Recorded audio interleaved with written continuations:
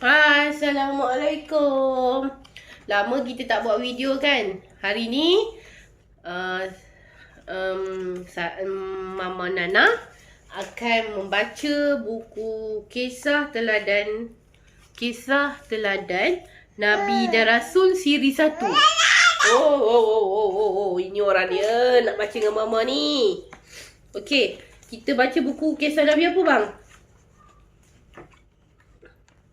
Nabi Saleh alaihi salam. Nabi Saleh ke? Bukan nak baca kisah Nabi lain? Boleh? Nabi Saleh ke? Sarah nak baca Nabi Nuh lah ya? Tengok budak suka. Okey, kita baca nak kisah tukar. Kita tukar kisah Nabi Nuh alaihi salam. Okey, jom Zara kita baca buku kisah Nabi Nuh alaihi salam. Mama bagi buku ABC dia. Dia sibuk nak baca. Ni Mama bagi buku ABC. Wow. ABC. Buka baca buku ABC. Okey, baca buku kisah Nabi alaihi salam, okey. Zaman silih berganti. Manusia semakin berani dan berada dalam kesesatan. Mereka mula membuat patung yang menyerupai pemimpin mereka dan menyembah patung itu seperti menyembah Allah Subhanahu Wa Taala. Manusia mula melupakan Allah Subhanahu Wa Taala. Kini mereka menyembah patung dan berhala pula. Allah, macam mana ni?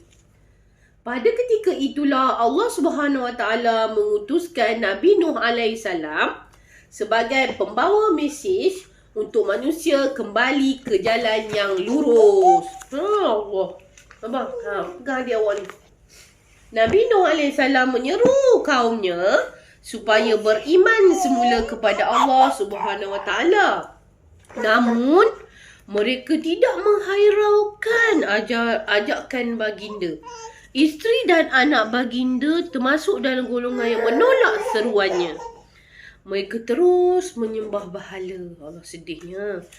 Hanya segelintir orang yang mahu bertaubat kepada Allah SWT. Kemudian Nabi Nuh AS berdoa agar Allah Subhanahu Wa Taala memberi petunjuk kepada umat baginda yang memilih jalan yang sesat itu.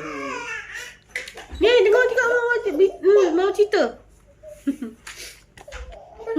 Sini sayang. Allah Subhanahu Wa Taala memerintahkan supaya Nabi Nuh alaihi salam membina sebuah bahtera. Bahtera itu kemudiannya akan menjadi tempat orang beriman menyelamatkan diri daripada bencana banjir. Allah. Bujuk macam dah tertutup buku Mama. Mana ke kisah Nabi Nuh tadi? Ketika banjir, okey. Nabi Nuh AS menyampaikan berita kepada umat baginda bahawa banjir besar akan melanda. Hanya Allah Subhanahu Wa Taala yang dapat menyelamatkan mereka. Namun, kebanyakan orang tidak percaya kepada kata-kata baginda. Macam mana, Dik? Bahtera Nabi Nuh AS sudah siap dibina. Baginda dan para pengikutnya juga sudah bersiap sedia hendak naik ke dalam bahtera itu. Allah Subhanahu Wa Taala memerintahkan Nabi Nuh AS agar membawa haiwan bersamanya dan setiap jenis perlu mempunyai sepasang jantan dan betina. Okey. Allah Subhanahu Wa Taala menghukum orang yang tidak beriman. Hujan dan ribut peti tiba-tiba melanda ketika itu. Cuaca sedang panas. Banjir besar menghancurkan dan menghanyutkan segala-galanya yang tidak berada di atas bahtera itu. Selepas hujan, ribut peti berhenti. Nabi Nuh AS dan para pengikut baginda membina kawasan penempatan baru. Baginda meneruskan dakwahnya selama 950 tahun. Okey, habis dah kisah Nabi Nuh AS. Dia kalau kita rajin, kita boleh sambung kisah Nabi Hud AS pula.